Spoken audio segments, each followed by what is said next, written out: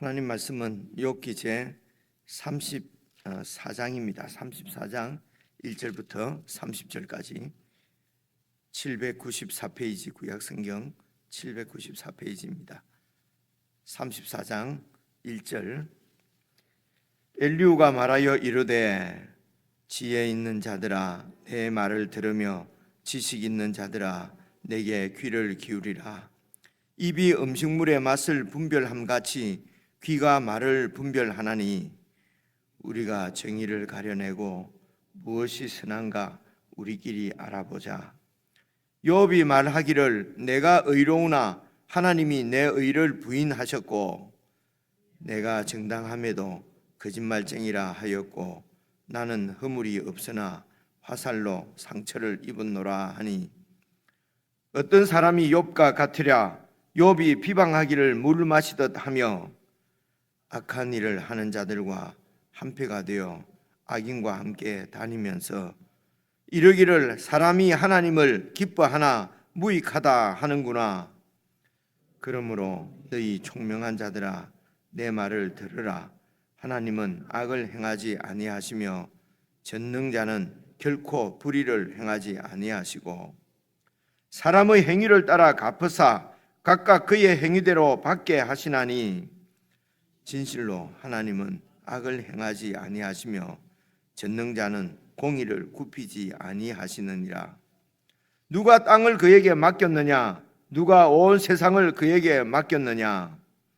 그가 만일 뜻을 정하시고 그의 영과 목숨을 거두실진데 모든 육체가 다 함께 죽으며 사람은 흙으로 돌아가리라. 만일 내가 총명이 있거든 이것을 들으며 내 말소리에 귀를 기울이라. 정의를 미워하시는 이시라면 어찌 그대를 다스리시겠느냐? 의롭고 전능하신 이를 그대가 정죄하겠느냐? 그는 왕에게라도 무용지물이라 하시며 지도자들에게라도 악하다 하시며 고관을 외모로 대하지 아니하시며 가난한 자들 앞에서 부자의 낯을 세워주지 아니하시나니 이는 그들이 다 그의 손으로 지으신 바가 됨이라. 그들은 한밤중에 순식간에 죽나니 백성은 떨며 사라지고 세력 있는 자도 사람의 손을 빌리지 않고 제거함을 당하느니라. 그는 사람의 길을 주목하시며 사람의 모든 걸음을 감찰하시나니 행악자는 숨을 만한 흑암이나 사망의 그늘이 없느니라. 하나님은 사람을 심판하시기에 오래 생각하실 것이 없으시니 세력 있는 자를 조사할 것 없이 꺾으시고 다른 사람을 세워 그를 대신하게 하시느니라. 그러므로 그는 그들의 행위를 아시고 그들을 밤사이에 뒤집어 엎어 흩으시는도다. 그들을 악한 자로 여겨 사람의 눈 앞에서 치심은 그들이 그를 떠나고 그의 모든 길을 깨달아 알지 못함이라. 그들이 이와 같이 하여 가난한 자의 부르짖음이 그에게 상달하게 하며 빈궁한 사람의 부르짖음이 그에게 들리게 하느니라. 주께서 침묵하신다고 누가 그를 정죄하며 그가 얼굴을 가리신다면 누가 그를 배울 수 있으랴. 그는 민족에게나 인류에게나 동일하시니 이는 경건하지 못한 자가 권세를 잡아 백성을 얽어매지 못하게 하려 하심이니라.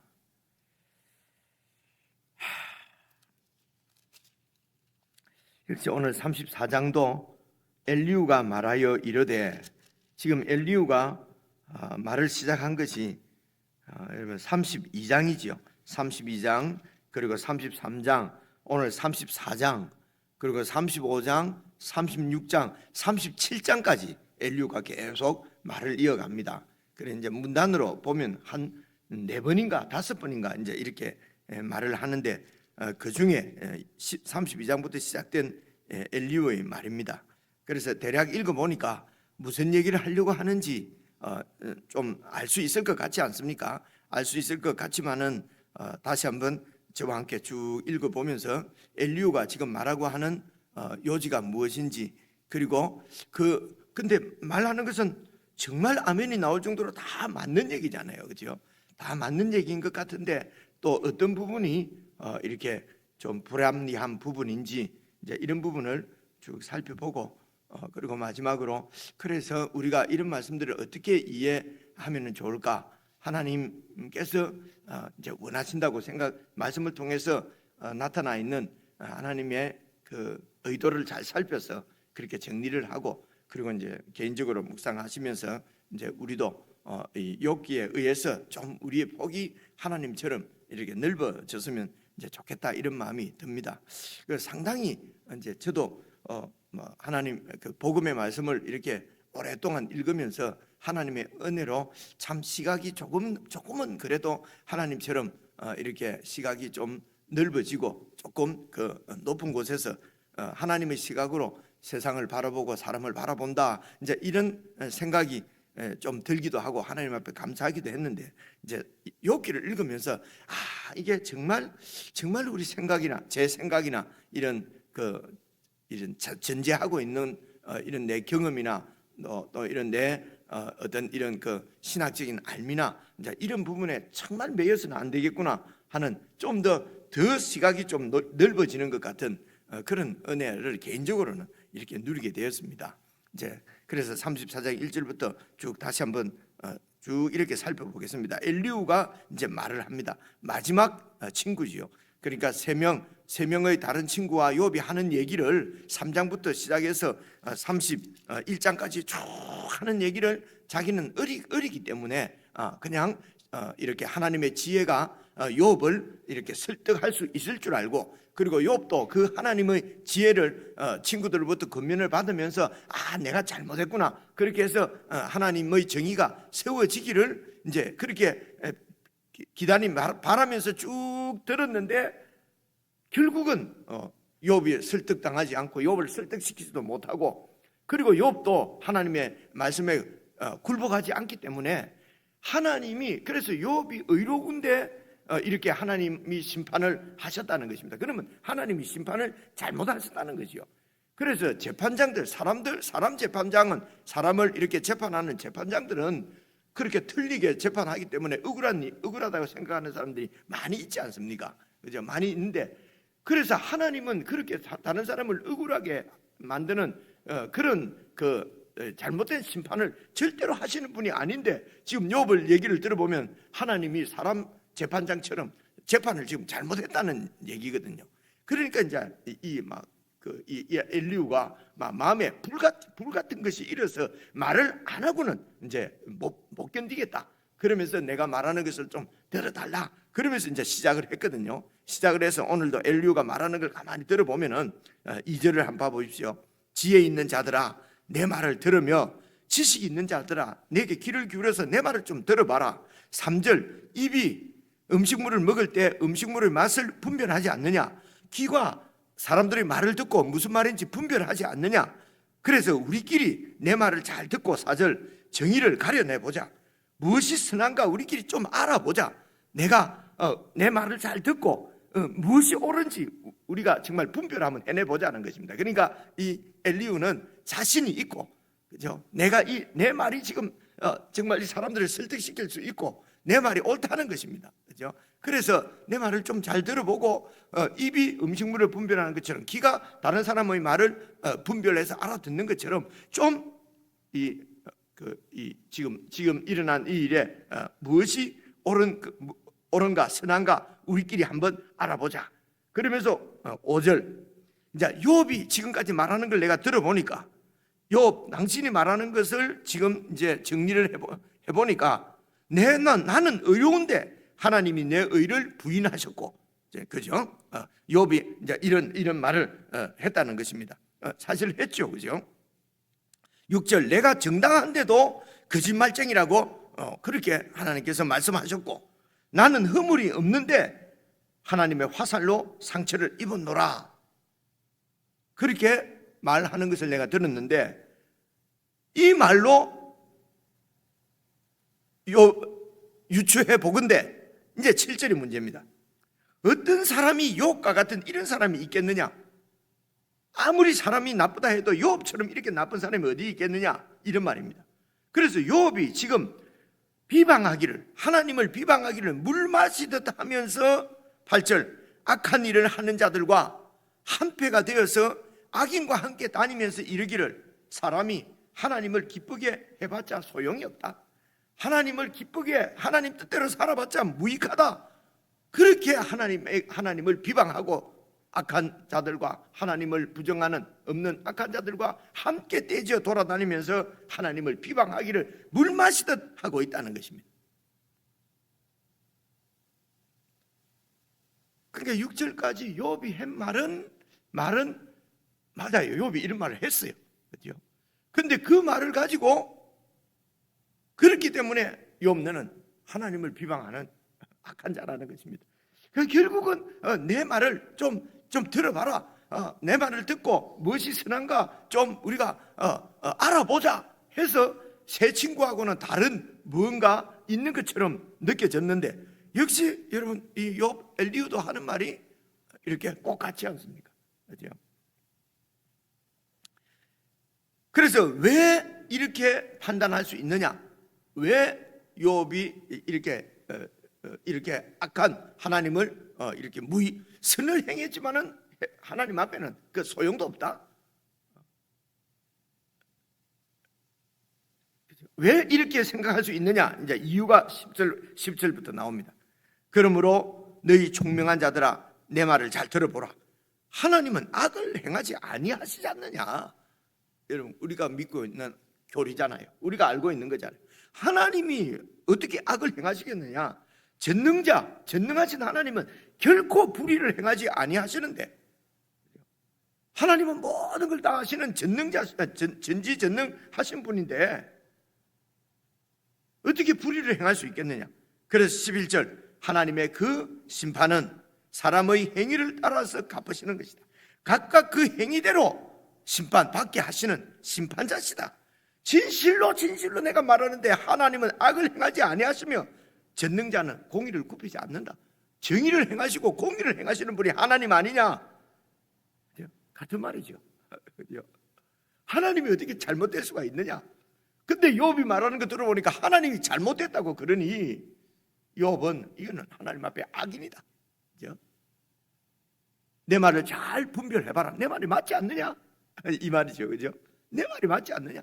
근데 이 말은 앞에 엘리바스도 이렇게 말했고 세 친구들도 다 같이 이렇게 말을 한 거죠.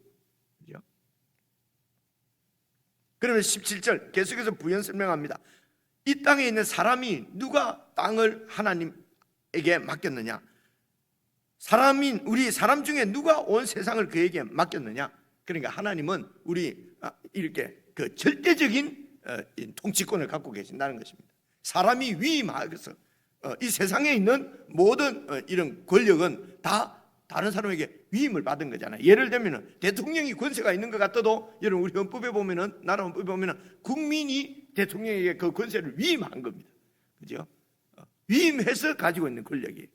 그리고 뭐 장관들이 있고 도지사들이 있지만은 그런 모든 관리들도 그 상위권자 대통령이 다 위임한 권세를 행하는 사람들이 장관들이죠. 그죠?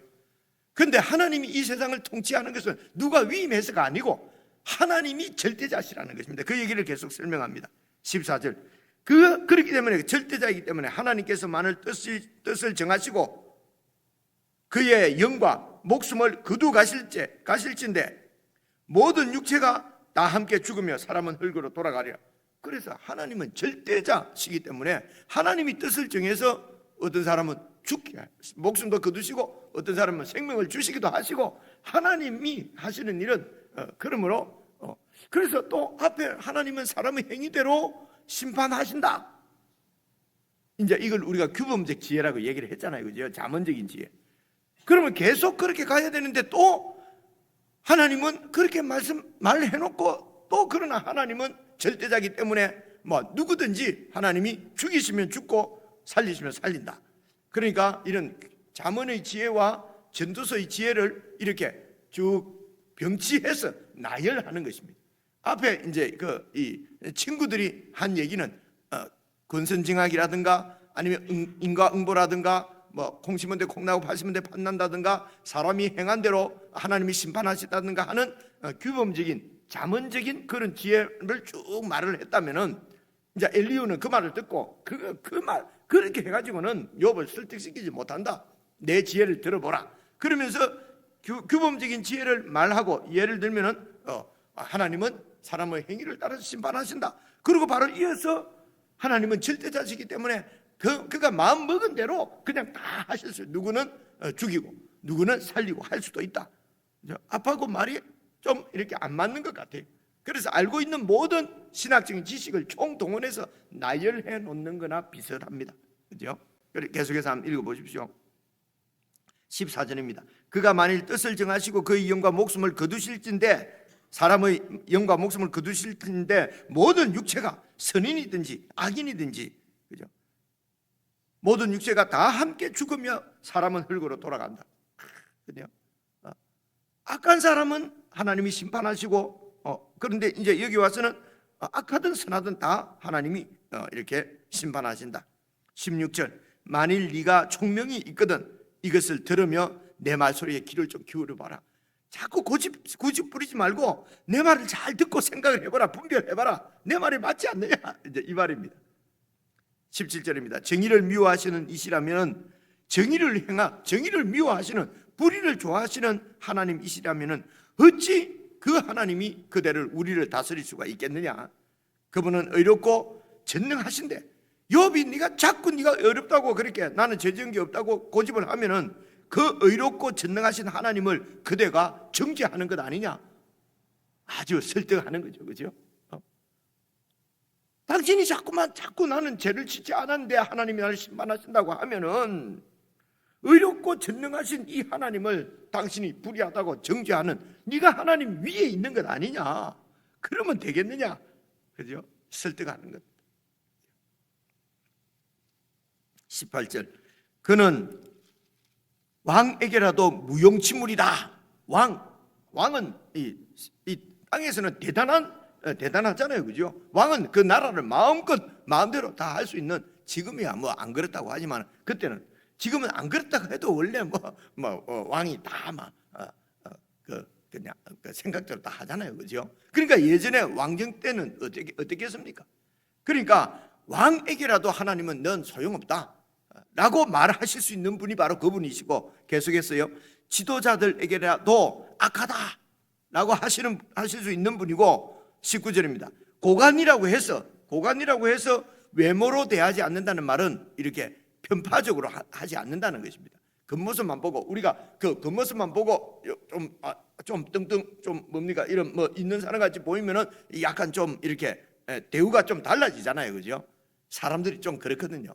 근데 하나님은 그런 분이 아니라는 것입니다. 고관이라고 해서 외모로 대하지 아니하시고, 가난한 자들 앞에서 부자의 낯을 이렇게 체면을 세워주고 그래 하시는 분이 아니고, 이는 그들이 다 하나님의 손으로 지으신 바가 되기 때문에, 그래서 하나님은 공정하게 심판하고 다스리신다는 것입니다.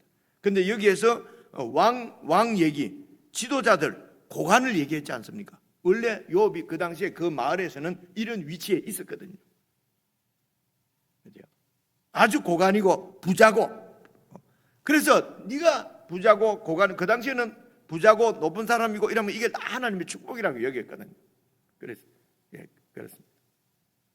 그렇기 때문에 네가 그런 지위에 있었다고 해도 하나님이 이렇게 부자를 가난한 사람한테 체면 세워주고, 부자라고 해서 고관이라고 해서 편파적으로 대하시고, 사람은 그렇게 하지만은 왕이라도 그분 앞에는 무용지물이 될 수도 있고, 지도자들도 말이지 이렇게 잘못하면 하나님이 악하다고 판결하시는 그 하나님께서 지금 너를 재판한 것인데, 네가 하나님이 재판을 잘못했다고 자꾸 하면은 그러면 하나님이 어떻게 되느냐? 네가 하나님 위에 있냐? 지금 이런 말입니다. 다 맞는 말이죠. 그죠? 말 자체로는 너무 엘리오 말이 맞죠. 또 우리도 어떤 사람들을 권면하고 상담하고 할 때 우리가 지금 말하고 있는 지식의 한계는 이 정도 아닙니까? 그죠? 여러분은 어떤지 모르겠는데요. 제가 여러 분들을 만나서 이렇게 상담을 하고 하는데 결국은 이렇게 한 것 같아요.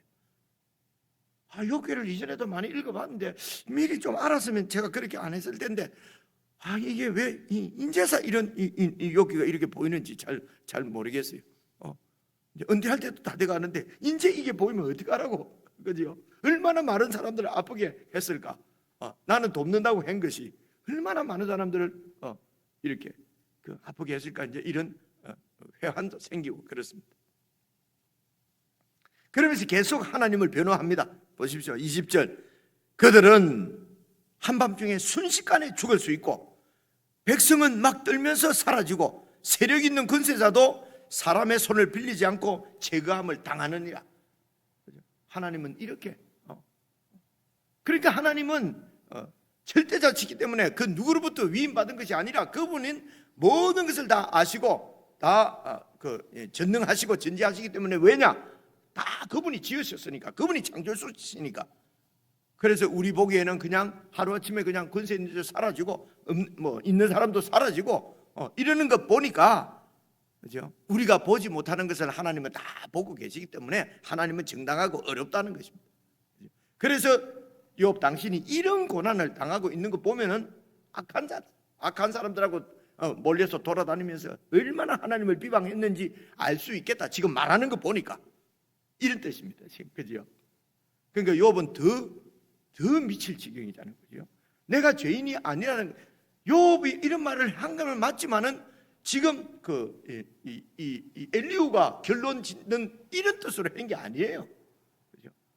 그래서 같은 말, 내가 들은 말을 다른 사람의 말을 듣고 그 말을 가지고 내가 그냥 유추해서 다른 사람을 이렇게 딱 정해버리는 거죠.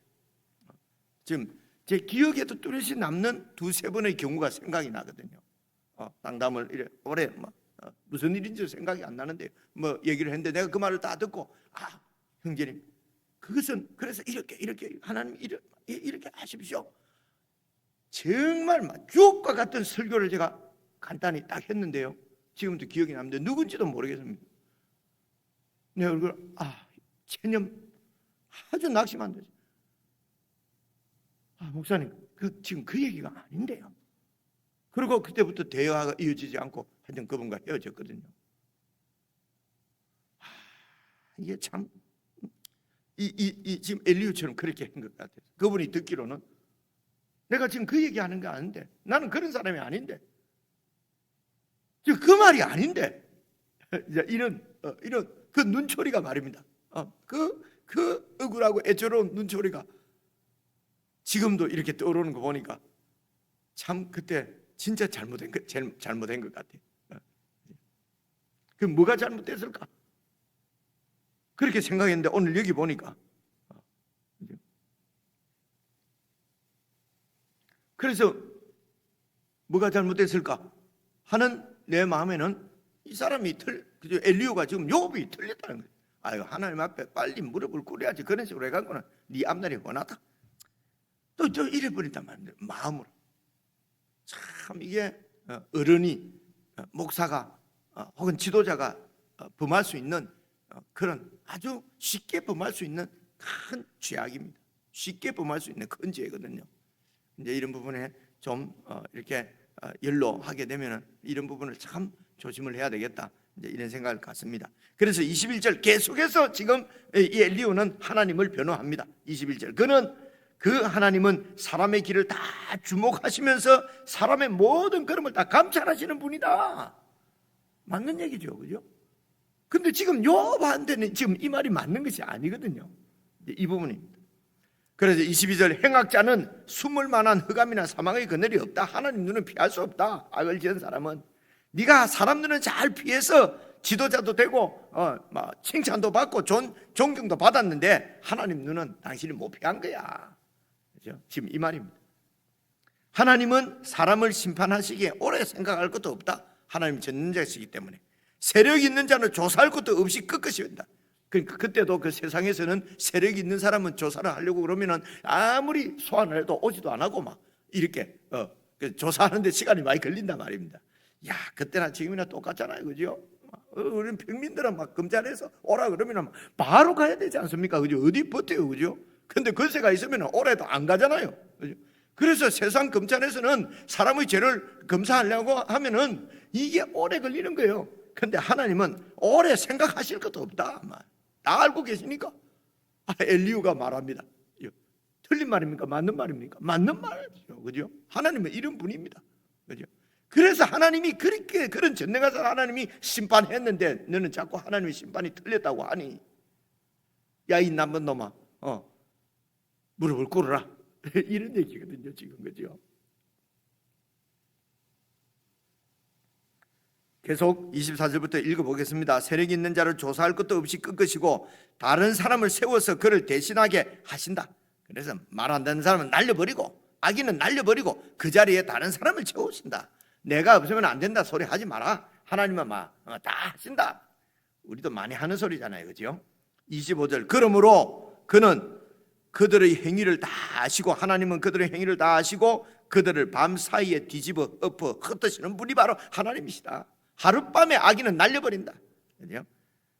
그래서 26절, 그들을 악한 자로 여겨 사람의 눈앞에서 치시는 것은, 그들이 왜 하나님이 이렇게 심판을 하시냐? 하나님을 떠나고 그를 떠나고 그의 모든 길을 깨달아, 하나님의 모든 길을 깨달아 알지도 못하고 욥 너처럼 자꾸 하나님이 틀렸다고 자꾸 이렇게 말하기 때문에 하나님께서 한밤중에 그냥 날려버린다. 그렇죠? 그들이 이와 같이 하여 가난한 자의 부르짖음이 그에게 상달하게 하고 빈궁한 사람의 부르짖음이 그에게 들리게 하느니라. 그래서 가난한 사람들, 빈궁한 사람들이 저 악한 통치자 때문에 막 못 살겠다고 하나님 앞에 막 기도하는 소리를 하나님께서 다 들으시고 어느 날 그 힘 있는 자, 지도자, 그런 권세 있는 자를 그냥 한밤중에 날려버린다는 것입니다. 욥 너처럼 그냥 하루아침에 멸망시켜 버리는 분이 전능하신 공의로우신 하나님이시다. 그래서 하나님께서 지금 정의를 집행했는데 네가 자꾸 하나님의 정의가 틀렸다고 말하느냐? 29절, 주님께서 침묵하고 계신다고 누가 주님 그러시면 되겠습니까? 그러면서 정죄할 수 있으며, 그 하나님께서 얼굴을 가리신다고 해서 누가 그를 가리신다면은 누가 그를 배울 수 있겠느냐? 하나님은 민족에게나 인류에게나 동일하시니 다 똑같이 공평하게 하나님이 다 심판하시는데, 이는 경건하지 못한 자가 권세를 잡아서 백성을 올가매지 못하도록 그런 권세자들이 많이 있었는 거죠. 그죠? 근데 그런 권세자들을 하나님께서 다 심판하셔서 백성들이 어려움 당하지 않도록 다 보살펴 주시는 분이 하나님이시다. 아멘 하고 세상을 둘러보니까 억울한 사람이 너무 많지요. 아닌 것 같은데, 고백적으로는 아멘 하는데 세상을 보면 안 그런 것 같고. 그죠? 그래서 세상이 안 그렇지 않지 않습니까? 그러면 에이, 믿음 없는 사람, 하나님 앞에 그러면 되겠어? 하나님이 다 하시는데, 맞는 말인데. 자, 그래서 이제 오늘 말씀을 결론적으로 말씀드리면 이런 것 같습니다. 하나님은 정의를 행하십니다. 그죠? 엘리야 말이 맞아요. 하나님이 불의를 행하시면 불공평하면 되겠습니까? 하나님은 정의로운 하나님이 맞습니다. 그런데 정의가 곧 하나님은 아닙니다. 말이 좀 어렵습니까? 하나님은 정의와 공의를 행하시는 분인데 정의와 공의가 하나님은 아니라는 것입니다. 그래서 이제 우리가 어떻게 적용할 수 있습니까? 이 땅에서 우리가 생각하는 정의, 공의, 이게 곧 하나님이다. 자꾸 이렇게 하면 안 돼. 우리가 생각하는 정의와 공의는 여러분 틀릴 수도 있고. 그래서 하나님은 정의를 행하시는 것이 맞습니다만은 정의가 곧 하나님은 아니고, 하나님의 정의의 핵심은, 하나님의 공의, 하나님의 정의의 핵심은 사실은 은혜입니다. 그죠? 은혜와 사랑이 그 정의의 핵심입니다. 그래서 은혜가 없는 정의는 사실은 하나님의 정의가 아니거든요.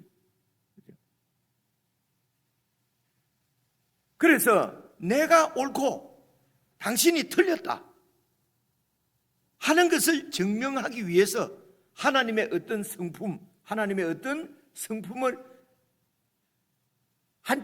그 하나님의 성품의 한쪽 면을 지나치게 강조해서 막 맞는 얘기죠. 하나님은 이런 분이 맞는 얘기인데 맞는 얘기를 내가 옳은 것을 증명하기 위해서, 다른 사람을 굴복시키기 위해서 하나님의 한쪽 면을 너무 심하게 강조하는 것은 비겁한 짓입니다. 이건 비열한 거죠. 내 옳음을 증명하기 위해서 하나님의 그런 그 진리를 가지고 다른 사람을 완전히 공격하는 것이거든요. 지금 이 엘리오나 세 친구들은 그들이 생각, 내가 옳다, 그것이 자기의 옳음을 주장하는 것이 하나님을 위해서라고 생각해요. 하나님의 정의를 세우기 위해서. 그래서 욥을 오늘 이 엘리오는 뭐라고 그럽니까? 악인이다. 니는 악인하고 한패가 되어서 돌아다니면서 하나님 잘 섬겨봤자 소용도 없다. 하나님 잘 믿어봤자 축복 못 받는다. 하나님 안 믿는 저런 사람들도 다 축복받지 않느냐? 이러면서 막 하나님을 대적하고 돌아다니고 있다고 지금 공격을 하는 것 아닙니까? 왜 이렇게 공격합니까? 내가 옳고 네가 틀렸다고 하는 것을 증명하기 위해서. 근데 내가 옳다고 막 이렇게 주장하는 것은 하나님의 정의를 세우기 위해서라는 것입니다. 오늘 이런 의로운 분노, 하나님의 정의를 세우기 위해서. 그래서 하나님의 정의는 우리가 변호 안 해줘도 됩니다. 하나님은 하나님 자체로 그냥 정의신론을 뿌리고, 그 하나님의 정의의 핵심은 은혜와 사랑인데, 그 은혜와 사랑이 없는 정의를 우리가 막 세우려고 하는 것은 하나님의 정의가 아니라는 것입니다. 대략 이런 부분이 조금 우리 가운데 그러면 또 이제 우리가 이렇게 하면은, 그러면 하나님의 정의는 그냥 오냐 다 봐주는 거 아니냐? 또 읽어보면 그건 또, 그러니까 이쪽 편에서 자기가 옳다고 생각하는 걸 주장하기 위해서 하나님의 은혜와 용서를 또 너무 심하게 또 다른 사람을 들렸다 하기 위해서 막 그렇게 가지고 오는 이런 것은 비겁하다, 그렇죠? 자, 그런 더 이상 이렇게 딱 부러지게 어떻게 정리를 할 수가 없네요. 개인적으로 읽으시면서 좀 더 우리가 주님을 닮아 가려고 하면은 어떤 부분에 우리가 이런 말씀을 잘 적용을 하면 좋을까 깊이 묵상하는 그런 시간이면 좋겠습니다.